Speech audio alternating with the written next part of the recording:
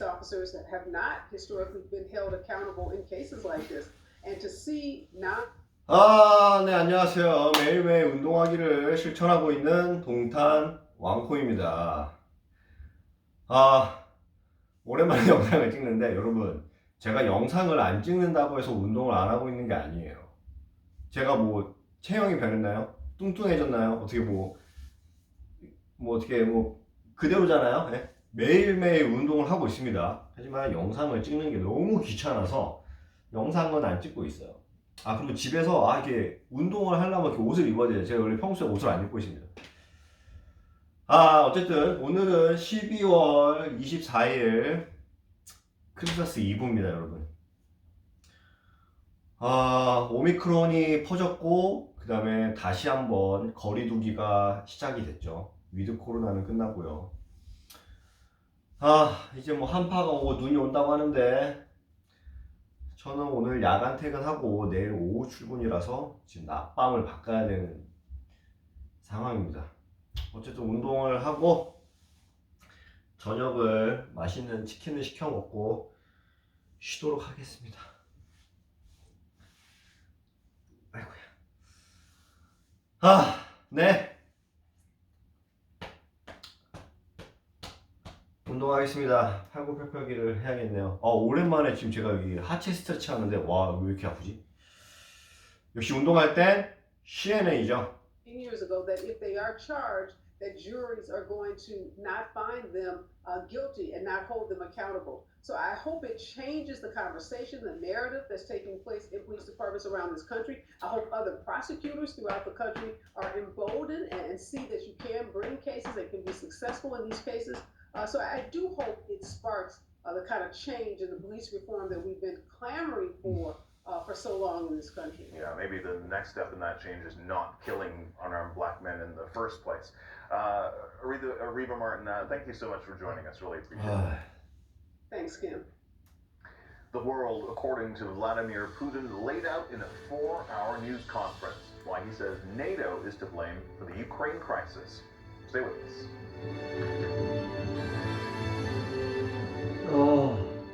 Inside Africa, go inside the inventive minds, evolving places, and creative trends of the Africa you need to know now.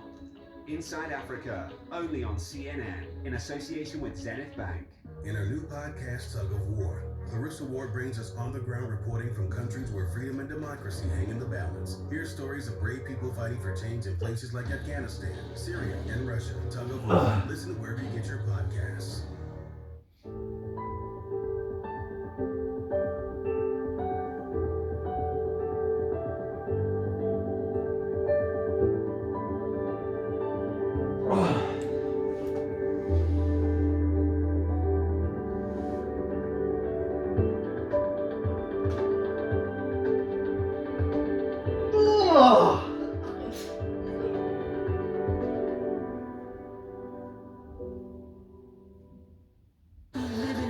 Predictable environment. Joe brings you the latest newsmakers. We also dive below the headlines to explore vital issues impacting our lives. I'm informed. Tuesday to Saturday on CNN.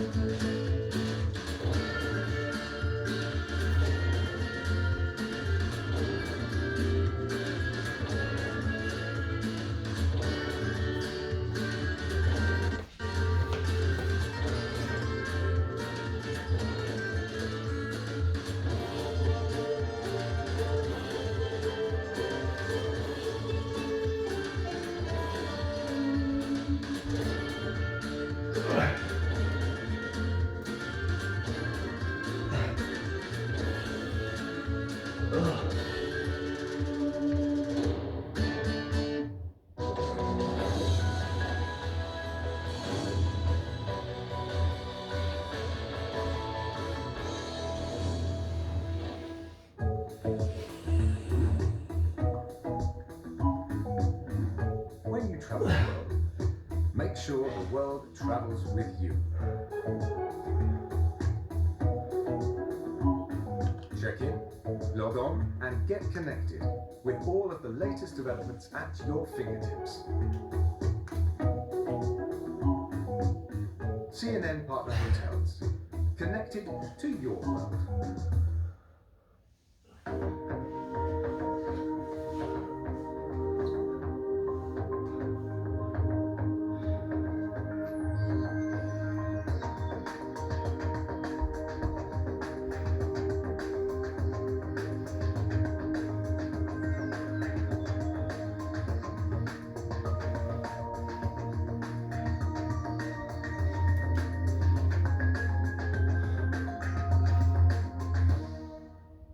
I'm Richard Quest in New York. This is CNN.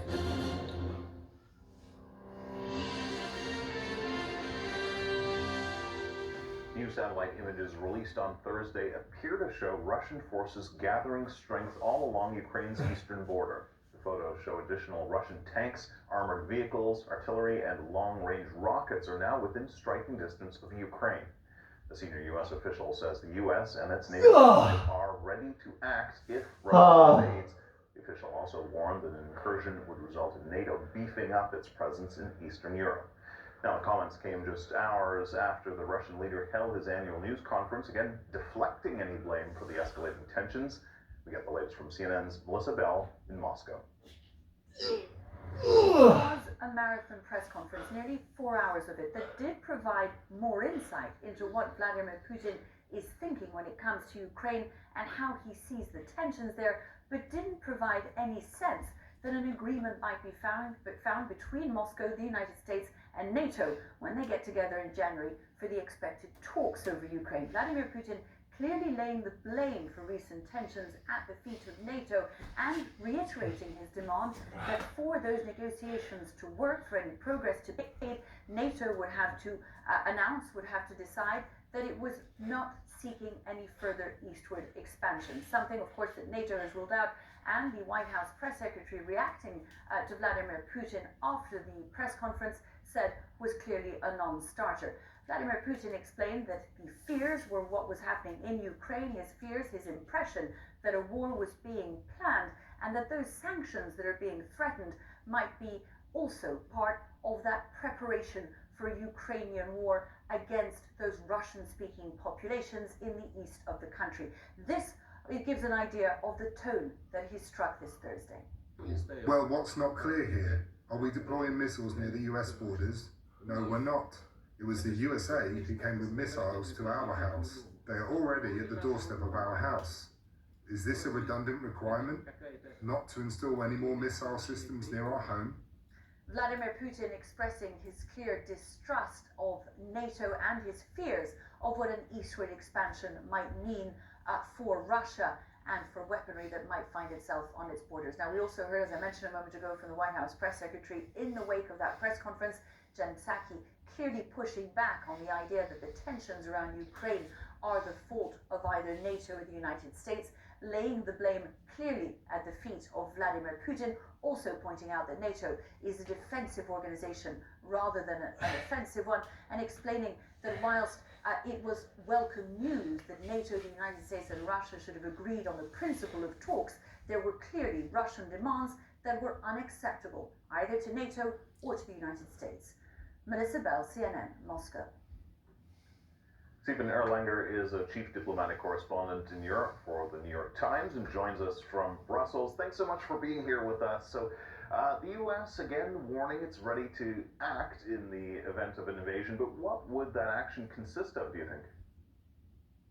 Well, I'm not sure everyone knows. That's the point. And have we all decided with our allies exactly what action we'll take given Putin's various options? The U.S. will not act militarily. It's made it very, very clear. It's not going to go to war for Ukraine. Ukraine's not a member of NATO, but it does promise, along with its European allies, punishing economic sanctions that are unprecedented, that would go, it says, to the heart of Mr. Putin's personal wealth and his government. And will cause him enormous pain. That's what they're promising. They also say they might There's a big invasion, provide some defensive weapons, more defensive weapons to Ukraine, and NATO, if Ukraine falls completely under Russian control, which I doubt, NATO will probably move more troops to its member states that border Russia. So that's the quiet decisions, but we don't know exactly what they are, of course. Yeah, you mentioned equipment that the U.S. might provide. What about intelligence? Are they sort of preparing to provide any of that, and would that not be seen as provocative by Moscow? They are providing intelligence. I mean, the big question for America is, what do you provide Ukraine that helps deter Putin, and what do you provide that might provoke Putin? And that's a very delicate dance. I think that the view is, my understanding of the US and NATO intelligence is that if Russia goes in a big way, the Ukrainian army cannot resist. It can't win, but at the same time, throwing stuff at them now won't change that. What will change it, perhaps, is deterring Putin from doing it in the first place. So in a sense, there's this dual track strategy, which is to offer him diplomatic talks about his complaints and his insecurities, a kind of diplomatic off-ramp for de-escalation on the one hand, while at the same time saying to him publicly and especially privately, if you do this, you will suffer. You will not like the consequences. So this is all about trying to deter, because once he gets going, if he does get going, it's going to be very hard for him to walk it back. But then on those talks, I mean, Putin says he wants them, but some of the diplomatic ultimatums seem to signal that Russia isn't seriously considering negotiations. Well, what can we read from all that? Well, there are two views. One view is he's just trying to drag it out until you get a good freeze so that heavy equipment can travel into Ukraine without getting stuck in the mud, because if it's frozen, that means January. But on the other hand, part of Putin's big desire has always been to be taken seriously, to be treated again as a superpower, to have a strong relationship with the President of the United States himself. He's succeeded in doing that. He's created tension. That means that a Biden administration, which has been talking China, China, China, China, now has to pay attention to Vladimir Putin and Vladimir Putin's anxieties. It's also true, I have to say, Putin's 69, so even he must see that he's in the last chapter of his control, of his reign. And the biggest stain on his legacy is the loss of Ukraine. So I think he sees this as a moment with COVID, with economic difficulties, with the American obsession with China, to try to take advantage and at least alter the understanding of post-Soviet security in Europe and get more protection, as he sees it, against Russia's being encircled, as he sees it, by NATO. Well, listen, it's a story we're following anxiously, but with interest. Really appreciate your analysis on this, Stephen Erlanger in Brussels. Thank you so much. Thank you. WeWorry hospital staff are dealing with a deluge of COVID patients for the second straight Christmas. We'll hear from healthcare workers in the U.S. who say they're burning out. Stay with us.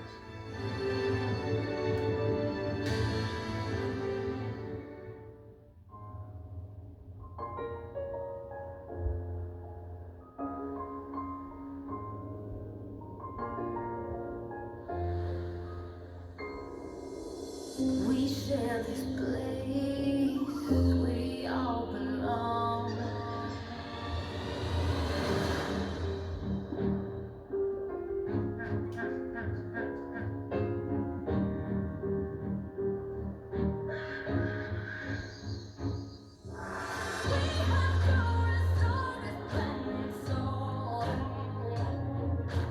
Teaching something more than what we know.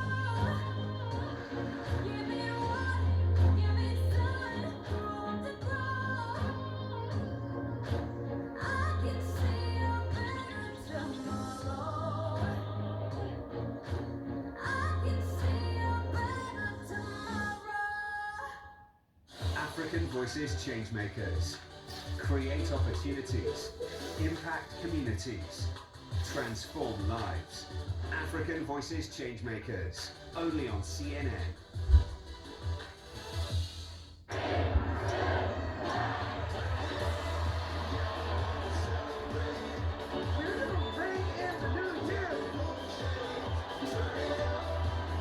Cheers to you guys.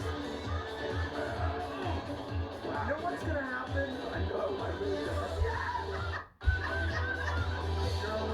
New Year's Eve Live with Anderson Cooper and Andy Cohen live from Times Square on CNN. I'm happy to be here with you. I don't like to be touched.